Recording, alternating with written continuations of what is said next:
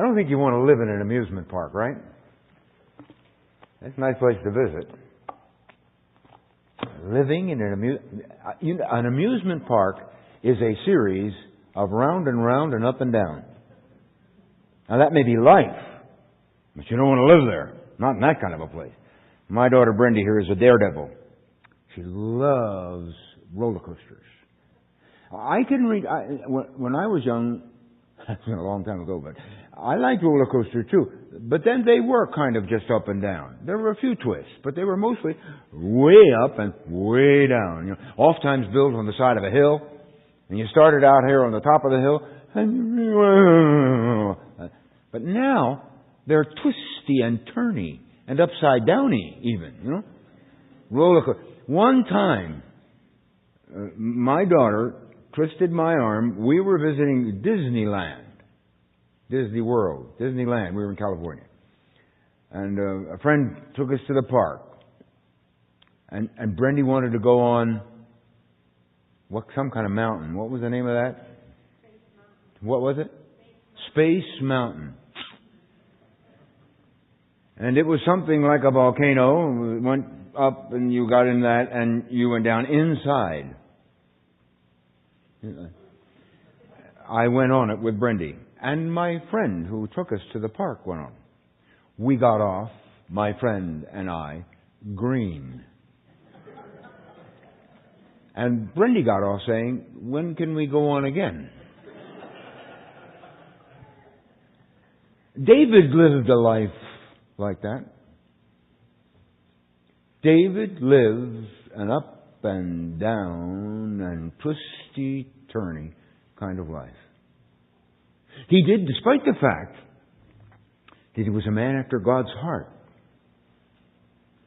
One moment he's in the palace, and the next moment he's a refugee.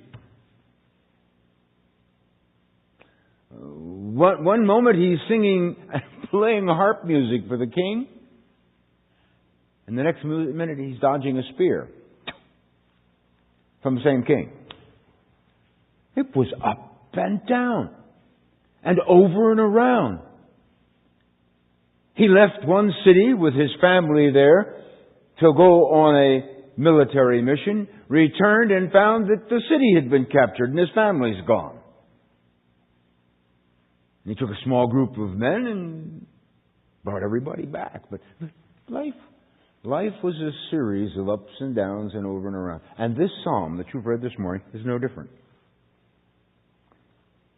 It begins in the sun, it ends in the shade.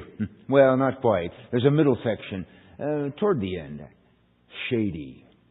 It begins with a song and it ends with a kind of a sigh.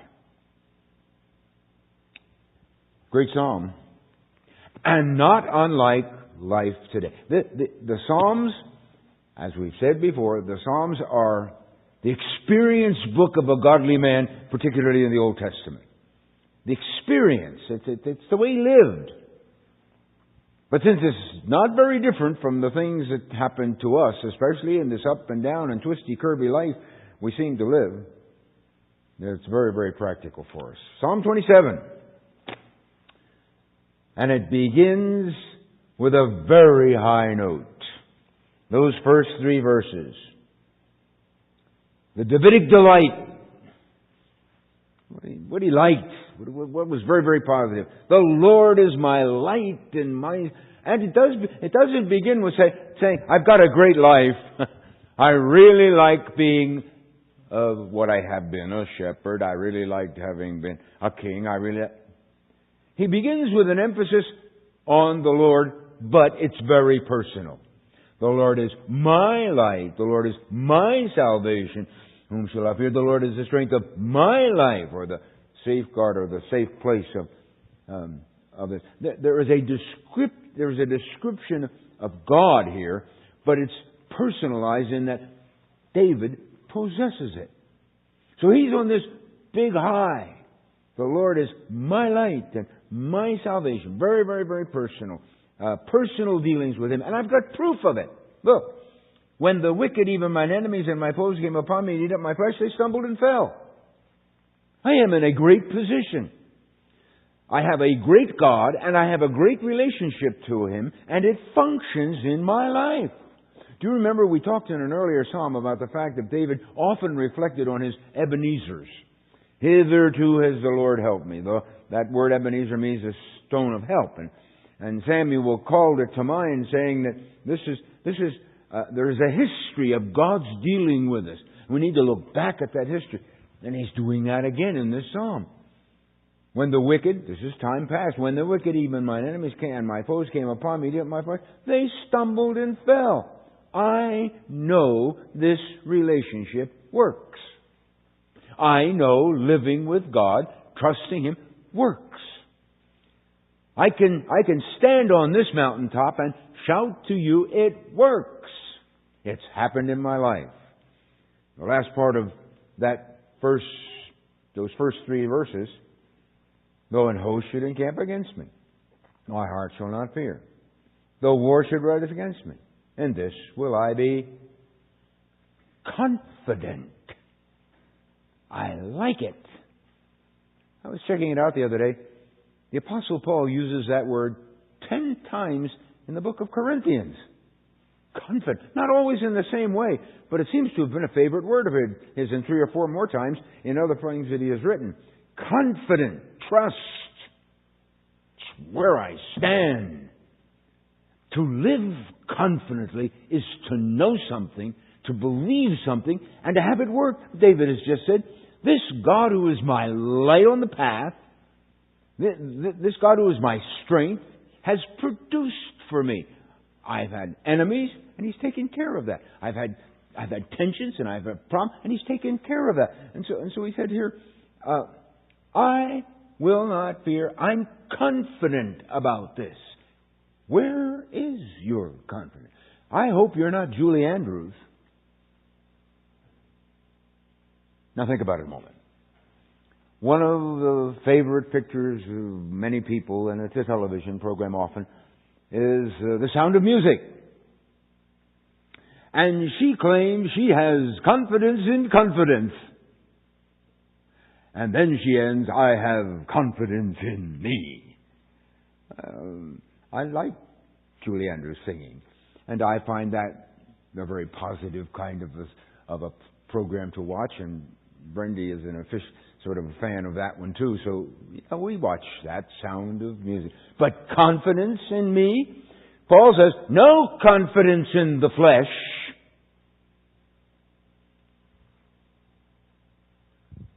That's part of the problem in living the Christian life, by the way. Trusting ourselves. David was confident, but not in his own ability. He could sling a mean stone. We know that. He could also dodge a mean spear. I read those portions, and I wonder how in the world they did that. I don't think Saul was any slouch in throwing that spear. But David must have been a very agile man. And for that matter, Jonathan too, because Saul tried to pin him to the wall as well. But what we have here is not confidence in my agility or confidence in my musical ability, my ability to play the harp and soothe Saul's soul. It isn't that. It isn't my confidence in taking care of the sheep. His confidence is in the Lord he describes at the very beginning, and in the Lord who proved Himself in life. Well, we had 3 verses of kind of introduction. Look at that next one. One thing have I desired of the Lord. One thing have I desired of the Lord. And that will I say. Singularity of purpose. A goal, a focus, a place to go. A design in life. Not 100 things or 50 things or 20 things I dabble in.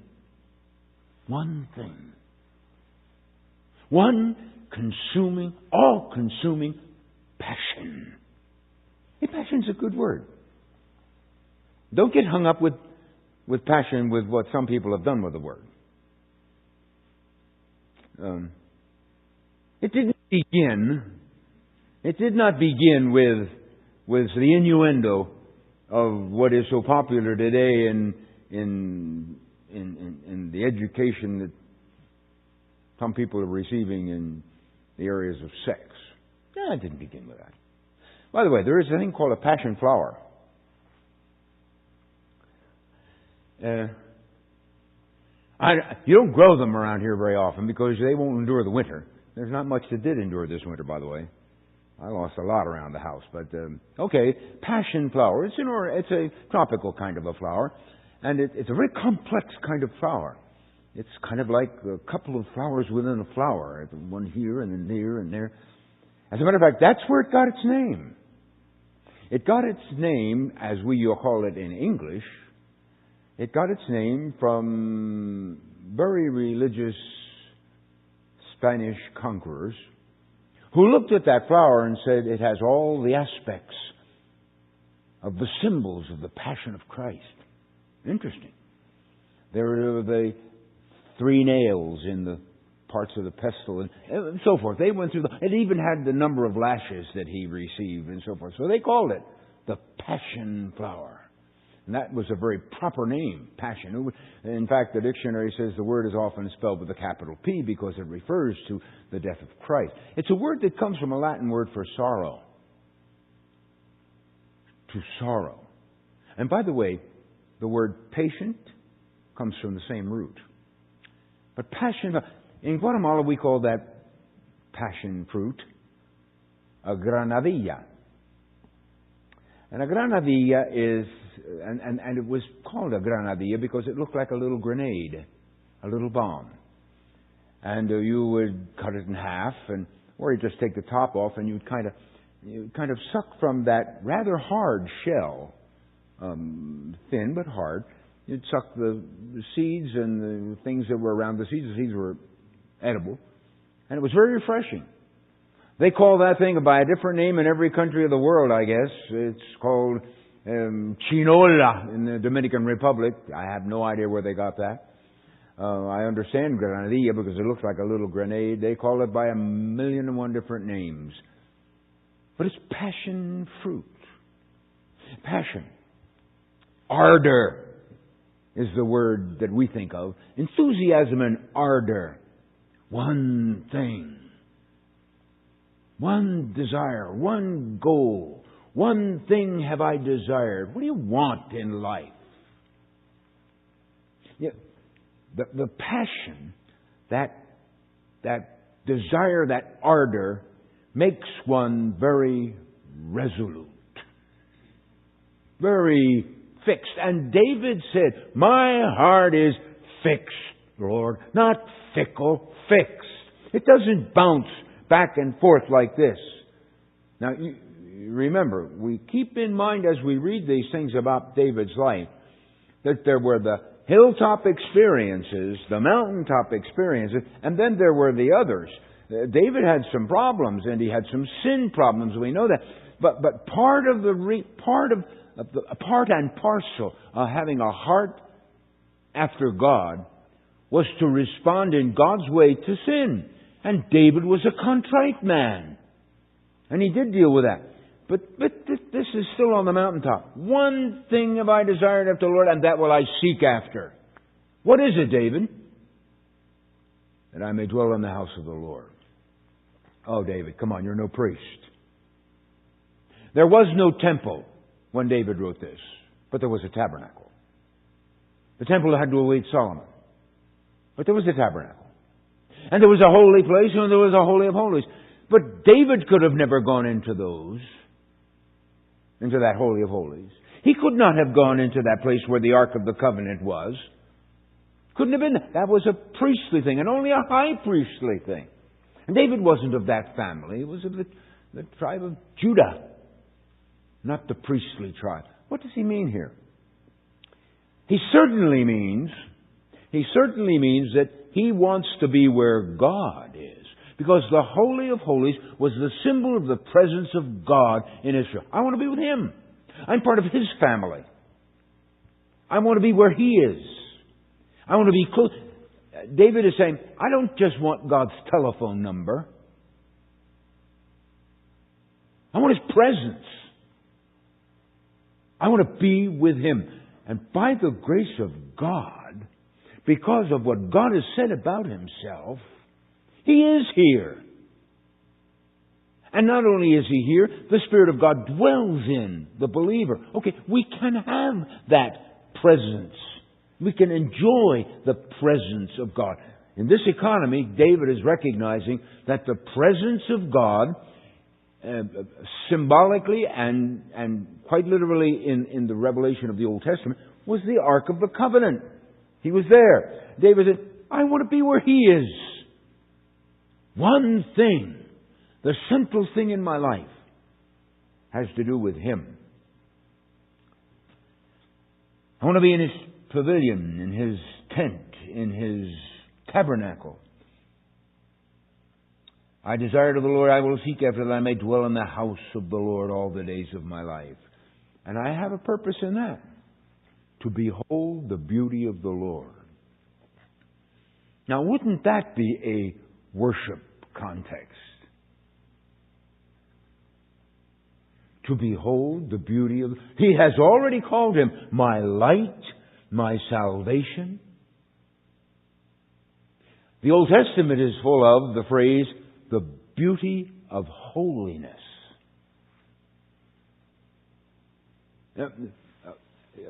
Perhaps it's incongruous to you. In a sense, it is to me too, to think of God as beautiful. It seems to be almost a feminine term. It seems to be something attributed to some kind of artwork or something like this. But God, the contemplation of everything that is desirable, everything that is attractive, everything that calls a person's attention, is what He's saying. God is beautiful. Light, love, holiness. I want to contemplate that. I want to be with Him to see what He's like. I want to be with Him to experience everything He is. He doesn't say here, I love the Lord. And that expression is not as clear sometimes in the Old Testament as it is in some of the portions of the New Testament. But He does say, I want to be where He is. That's the kind of person you love. There's one other thing here. The older version here says to inquire in His temple. I think you have meditate. You know something here? He's not only interested in God the person, He's interested in God's plan and God's purposes. He's not only interested in saying, there is a focus on great beauty, and I can stand here and admire it. I can stand here and appreciate it. I can absorb some of that great light and all. He is saying, I'm going to think about all of this, and I want to know something about God's plan and His purpose. It troubles me no end to find today in the society, in the Christian society in which we live, that we don't have that same kind of thirst. We are happy to hear Bible stories. We are happy to listen to specific portions of the Word. We don't seem as happy to get the picture of everything together, to enjoy God's plan and His purpose. We're going someplace. There's a goal. God has a goal for this world. He has a plan for this world. He has a plan for you, and He has a plan for me. And we're moving in that direction. What is it? Wouldn't you like to know? It's here. Israel has a future. No, people say, no, I don't believe that. Israel doesn't have any future. The church has taken all of our promises. No, the church has not. The church is a unique thing. And it is unique for this age in which we live. But Israel has a future. Wouldn't you? David said, I want to inquire. I want to meditate in that. When I'm with God, I want to know what He's about and where He's going with this thing. And I do too. I do too. And I think in our society as believers, we need to have pegs in the mind. Yeah, I nailed it. You see that? Hear that? You nail the peg. You put the peg in there. And it's a peg on which to hang thoughts. And instead of having loose leaf Bible on the floor of our minds, like the top of my desk, instead of having a sort through, no. We have those biblical thoughts coming right from the Word of God, hanging on those pegs. God has put them there. The Abrahamic covenant is a great peg. It describes not just immediate history, but long-term history. God's going someplace. And He hasn't fulfilled all those promises as yet. There is a future for Israel. That's a peg in the mind. Hang some thoughts on that. We call it premillennialism and all of those. They're pegs. Get them there. And David is saying, I'm going to inquire of the Lord. I want to know something about where things are going. I'm going to meditate on that. One purpose. One focus. And it's God. One purpose, one focus. I want to be part of His family, close up and learn. One focus.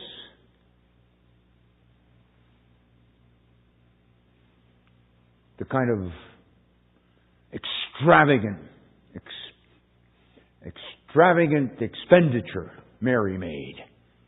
And she broke the alabaster, I don't know what, jar, whatever that was, vial of perfume. Alabaster.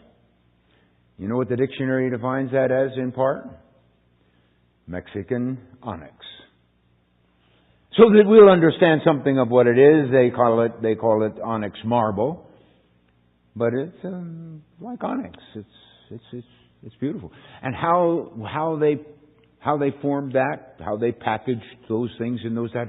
But she broke open that vial of perfume, and that expensive perfume worth 300 denarii. That's the wage of a rural worker for a whole year.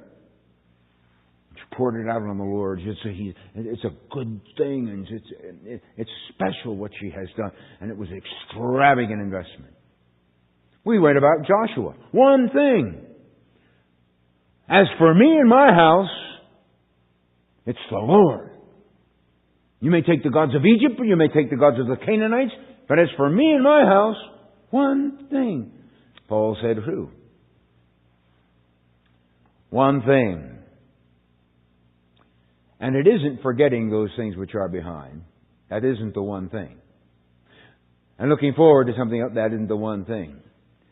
But he's pursuing a goal. In Philippians, he's going for a goal, a greater goal, beyond all of that. That's the highlight of the psalm right there. One thing have I desired of the Lord. Now you move on a little bit and you come to, in the time of trouble He'll hide me in that pavilion. In the secret of His tabernacle He'll hide me and set me up upon a rock. Security for Him. My head's now lifted up above my enemies about me, and I'll offer in His tabernacle sacrifices of joy, and I'll sing. Good. The net result of all of those verses we've read, the descriptions of God and His resolution to have that singularity of focus, is I'll sing. Not all of us would want to stand up here on the platform and sing. Some of us might want to. The rest of you would leave. We have known people who can't carry a tune in a bucket. And we have known some who tried to sing while not being able, that is in public, while not being able to carry a tune in a bucket. David said, I'll sing. I have no idea whether he was a tenor or a bass. There's no indication of that. I have no idea if that was his main thing. I know that he played the harp. He was a musician. But, and this word, by the way, is not make a joyful noise unto the Lord. Anybody can do that. And sometimes that's what it sounds like. But Anybody, this is the word for sing. And you know the Psalms were sung. They were put to music. People sang them. He comes to this point in his testimony. I'll sing praise to the Lord. I'll sing the sacrifices of joy in the old version of this verse 6. What I have here is indeed some of the shouting and trumpet sounds that accompanied certain forms of worship. But this is, I will sing praises to the Lord. I expect that sort of thing in contemplating the beauty of the Lord, in reviewing the history of His dealings with the Lord. Yes, Lord. Oh, wow, that was great. Thank you, Lord, for saving my soul. Thank you, Lord, for... You kind of associate music with that. But let's leave that for the moment, and we'll see about something else a little later. You come now to a shadow. You come now in the psalm to the, ooh, I'm off the high, I'm down here in the low. Hear, O Lord, when I cry with my voice, have mercy.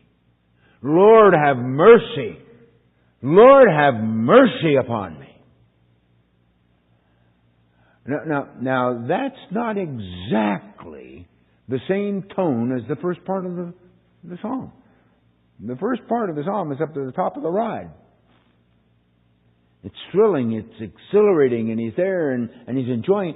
Now he is saying, have mercy. And David needed that. You know that. Who doesn't? And who isn't grateful for the fact that in the Old Testament His mercy endureth forever? His mercy endureth forever. And it does. And this petition comes from David in one of those downers. And that's what the outline of this would say. This is the Davidic downer. Have mercy, Lord. Because when you said, seek my face, my heart said, thy face, Lord, will I seek. At the bottom, in the need of mercy, as we all are, this man didn't say, I've had it with you. If you're a God the way you would treat me, I wouldn't go through it. And step away. The hardness of the human heart is inclined to that. The hardness of the human heart, even as a believer, is inclined to say, I don't deserve this. It isn't fair. I'm going to step away. David said, here, have mercy. I need it. And if you said, seek my face, I'll do it. Don't hide your face from me. Don't put me away in anger. You've been my help, history. Continue. I need you, God of my deliverance. I need you in the downers. Give Him credit. He knows where to go. Give Him credit. He knows to whom He must appeal. I don't know what kind of psychologists there were available to David. Scripture wouldn't give us any information on that. And whether they were or weren't is beside the point. The source for dealing with people who are recognizing their need for mercy is God Himself. Under the gun, under the pressure, with the problems, with the sin, you turn to Him. O God of my salvation. Now, a little bit of question about that next phrase that comes. When my father and my mother, and there are some difference in tenses in the versions that we have, forsake me, and some have the past tense, have forsaken me. Since they have forsaken me, and the Lord will take me up. One would assume, there is no history about this, by the way. There is no history at all. There's very little history about David's father. David doesn't mention his daddy at all. He does mention his mother. He calls her the handmaid of the Lord. One gets the impression that David's biblical training in the home was from his mother. And we thank God for that. David's father was a country squire. Had a number of sons, and we don't know any much more about him. You will recall that when David was under the gun, Saul was chasing him, he took his parents and had them placed with Moab, of all people. And his parents were under the care of the Moabites while David was a fugitive. It is quite possible that at this point his parents had passed away. And he didn't have them. And so, in a sense, we're saying, since mother and father aren't around, the Lord is, and He takes me up. We all have leaned, well, most of us have had to lean on parents at one time or another. Had to lean on them. They were helpful. They brought us up. But they're gone. They're not there. But He's not alone. He isn't abandoned. I have my salvation, my deliverer in the Lord. The Lord will take me up. And in that context, teach me, Lord. Teach me. I mean, even in this condition which requires mercy on your part, teach me. I want to learn from this squeeze. I want to learn from this hard thing. I want to learn from this difficulty. There is something to be learned. Teach me. Someone wrote, I think I told you this too, and it doesn't bother me that you don't remember, but I think I said this. A Christian must force every difficulty to pay its dividend. It is important that every difficulty we face, pay its dividend. Pay us, teach us, cause us to learn what is to be learned from that pressure. And here we are in the shadowy part of the psalm, that is not the sun, not the sunlight. In the shadowy part, he is saying, "Teach me, Lord, where I am. Teach me. Lead me in a plain path because of my enemies. Don't deliver me over into the will of mine enemies." There are false witnesses out there who are talking about me. Verse 13. The first phrase in verse 13 is in italics in this version. Is it in yours? It was not in the Hebrew. There is no first phrase like that.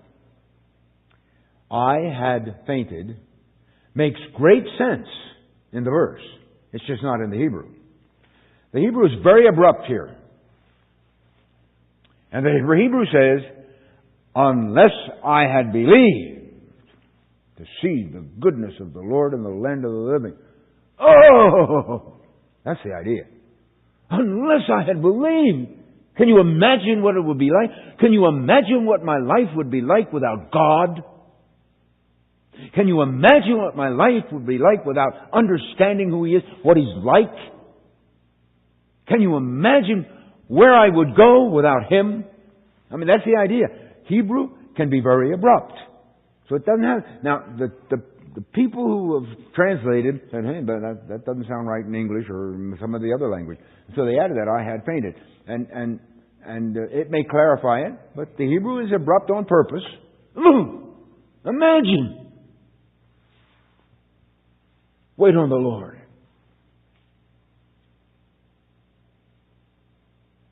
That phrase also has been questioned. Not the truth of it, whether it's in the text. But be of good courage, and He shall strengthen your heart. Wait, I say, on the Lord. Now, why do you suppose that comes in here? Well, why in the world, in the dark side of the end of the dark side of the psalm, is David saying, wait on the Lord?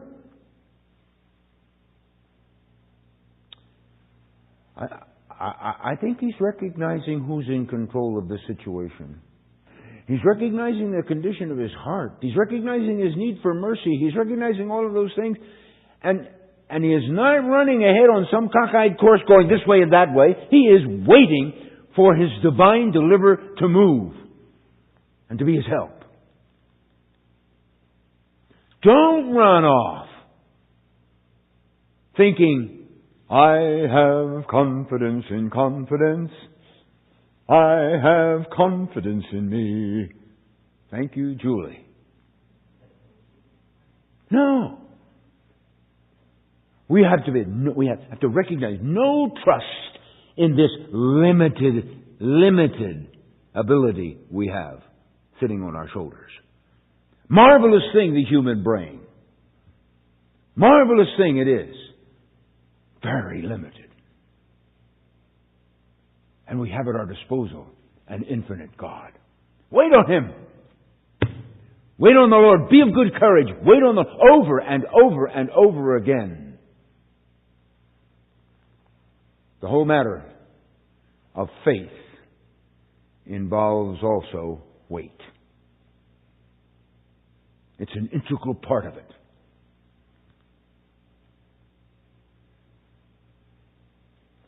Conviction, confidence, resolute pursuit of a goal, and at the same time, wait on the Lord. And your strength will be renewed. And you'll be like eagles. Wait on the Lord. Wait for His coming. And the whole Christian life, the whole book, the whole Christian life has that element in it. The things to wait for and to live expectantly for.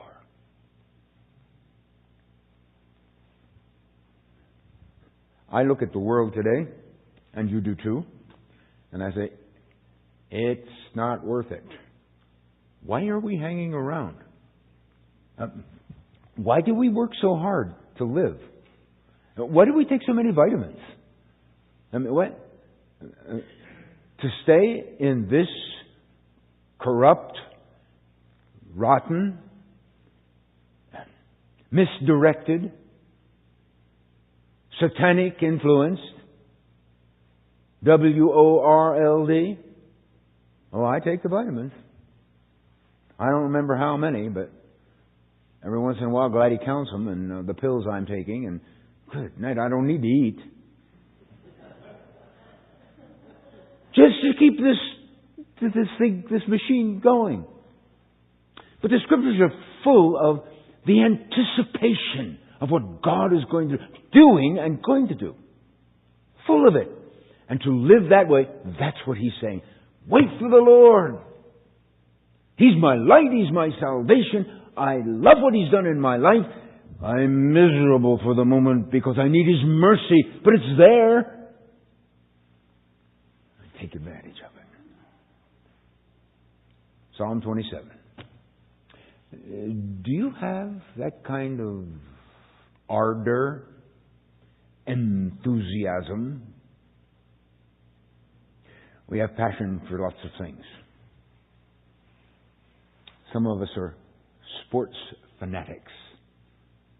Not just fans, fanatics, which is the full term. Others are food fanatics. They usually show it in the girth. Now, there are other things, news fanatics, all kinds of things. And we seem to live and perform according to our passion and our ardor, right? Yes, it's right. Whether you say so, it's right. We live that way. That's what we live for. This guy said, I live for God. My passion. My ardor. The thing that drives me. The switch that turns me on. Somebody said to me the other day, whatever melts your butter. I couldn't believe that. I said, everybody's coming up with some new kind of thing. Well, you do whatever melts your butter. What melts your butter? What are you talking about? What drives you? What pushes you? There, as David said, one thing. God. Lord, help us. There are so many things that come into our life, Father, which command or seem to demand attention and take the focus. The world seems designed to divert the focus. Help us to be Davidic.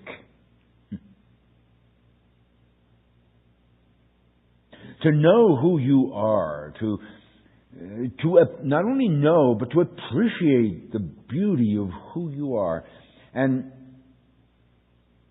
And to make that commitment. I want to please you. I want to enjoy you as the factor in my life. And then help us to sing. In Jesus' name.